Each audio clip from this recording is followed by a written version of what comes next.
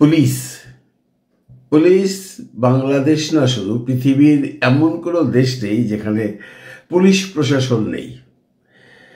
এক এক দেশের পুলিশ এক একভাবে পরিচালিত হয়। আমাদের দেশের পুলিশ পরিচালিত হয় স্বরাষ্ট্র মন্ত্রণালয়ের আন্ডারে। আবার এইসব দেশে, পশ্চিমা বিশ্বে, পুলিশ পরিচালিত হয় ডাইরেক্ট সরকারের মাধ্যমে। আমি যদি সুইডেনের পুলিশের কথা বলি তাহলে বন্ধুরা গল্প করে শেষ করতে পারবো না এখানকার পুলিশ কতটুকুন জনগণ বান্ধব।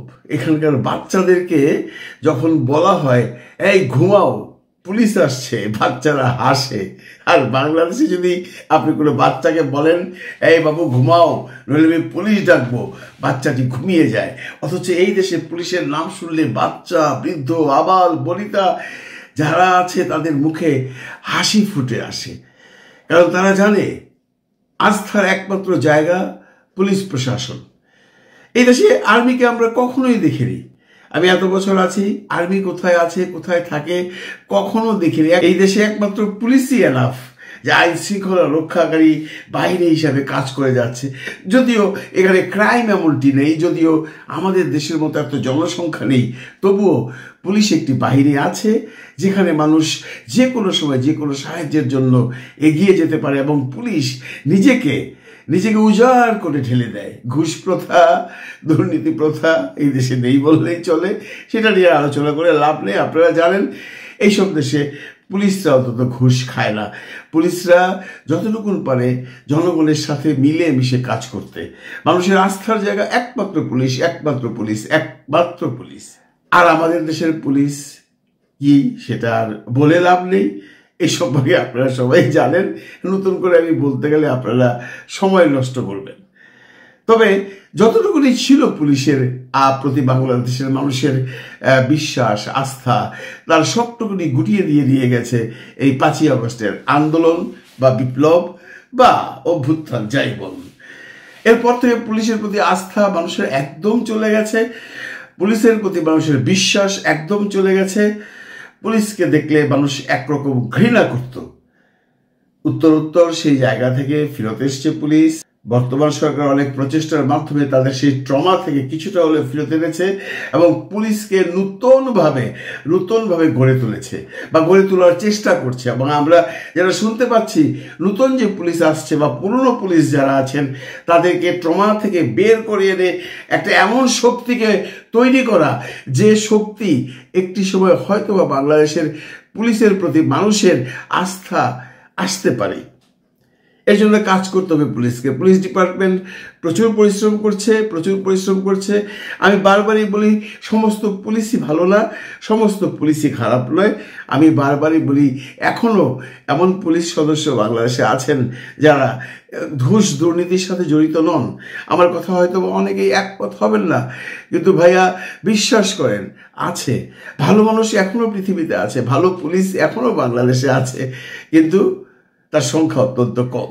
এনিওয়ে, পুলিশ যদি দেশের আইন শৃঙ্খলা রক্ষা ঠিক মতো করতে না পারে তাহলে আর্মির দ্বারা করা সম্ভব নয়। আর্মিকে আপনি কতদিন বাজারে রাখতে পারবেন, কতদিন মাঠে রাখতে পারবেন, কতদিন জনগণের সাথে মিশতে দিতে পারবেন? এতে করে তাদের নৈতিক স্খলন হয়ে যায়। কাজে আমাদের সমস্ত ভরসা পুলিশের উপর। আমরা সেই পুলিশের উপর কিছুটা আস্থা রাখতে পারি। গতকালকে একটা ভিডিও দেখলাম, ঢাকা রেঞ্জের ডিআইজি মহোদয় মিস্টার রেজাউল ইসলাম বা রেজাউল করিম ওনার নাম, উনি একটি বক্তব্য দিচ্ছিলেন সংবাদ মাধ্যমে। শুনে খুব আশান্বিত হলাম। ভাবলাম হয়তো বা পুলিশের এখন কিছুটা চেঞ্জ আসবে। আমি সেটা আপনাদের সাথে শেয়ার করব। এর আগে রেজাউল সাহেব সম্পর্কে একটু বলে নেই। এই রেজাউল সাহেব 5ই আগস্টের পরে আমাদের বাংলাদেশের ডিবি হারুন যে ছিলেন তার জায়গায় এসেছিলেন। ডিবি হারুন সম্পর্কে সবাই জানেন।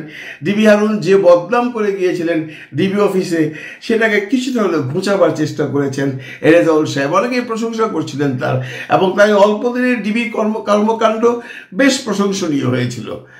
অতঃপর আপনারা জানেন যে মেঘনা কেলেঙ্কারিতে, সেই যে সৌদি আরবের রাষ্ট্রদূতের সাথে একটা কেলেঙ্কারির পর মেঘনাকে অ্যারেস্ট করা হয়েছিল, তাকে সেখান থেকে প্রত্যাহার করা হয়েছে। এর জন্য ফুঁসে গিয়েছিলেন একটি দল, বলেছিলেন যে ভাই একজন ভালো মানুষকে কেন ওখান থেকে ট্রান্সফার করা হলো, এবং এর জন্য অনেক দায়ভার নিতে হয়েছে স্বরাষ্ট্র উপদেষ্টা মহোদয়কেও। যাকে এর মধ্যে অনেকদিন এই ভদ্রলোক রেজাউল সাহেব কোথায় ছিলেন আমরা জানি না, হঠাৎ করে দেখলাম ওনাকে ঢাকা রেঞ্জের ডিআইজি করা হয়েছে। ঢাকা রেঞ্জ 19টি ডিস্ট্রিক্ট নিয়ে 98টি থানা নিয়ে গঠিত। এই 98টি থানার ওসি থেকে শুরু করে 19টি ডিস্ট্রিক্টের এসপি মহোদয় তারা সবাই জবাবদিহিতা করতে হবে এই ডিআইজি রেঞ্জের কাছে। এই ঢাকা রেঞ্জের যে ডিআইজি মহোদয় রেজাউল সাহেব একটা ভাষণ দিয়েছেন, সেটা খুব আশান্বিত হয়েছে। আমি এটা একটু আপনাদের সাথে এখন শেয়ার করছি, দেখুন উনি কি বলছেন।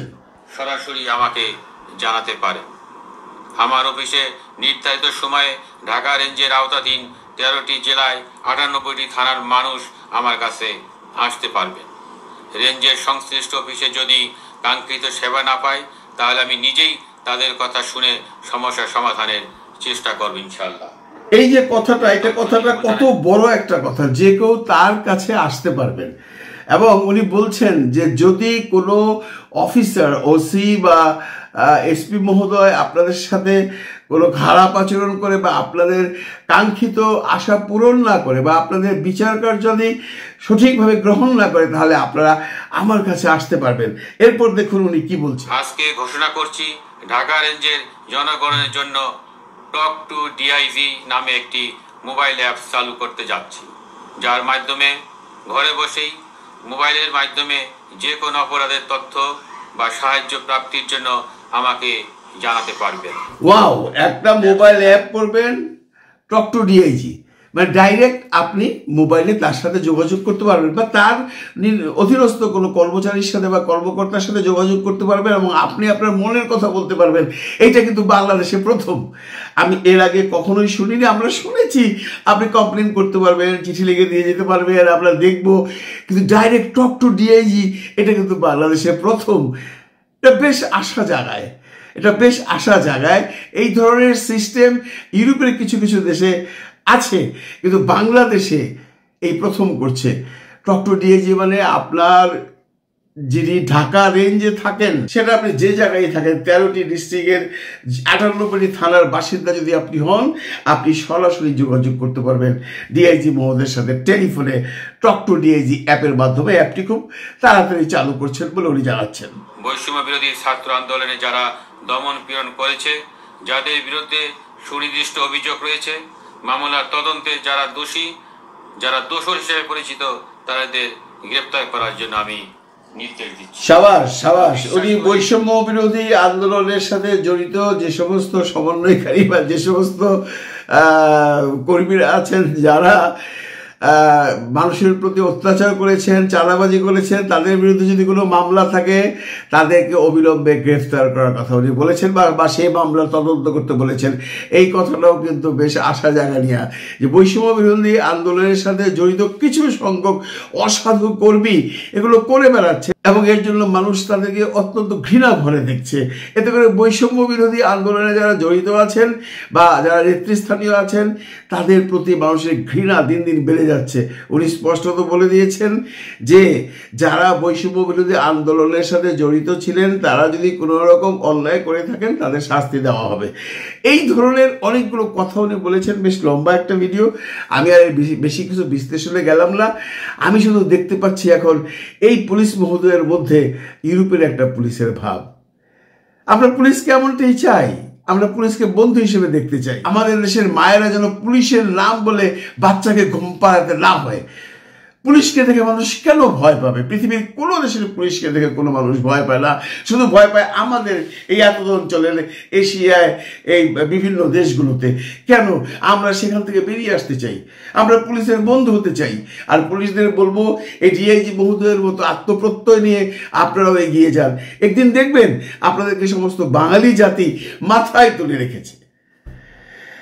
ভালো থাকবেন সবাই, ভালো রাখবেন সবাইকে। খোদা হাফেজ।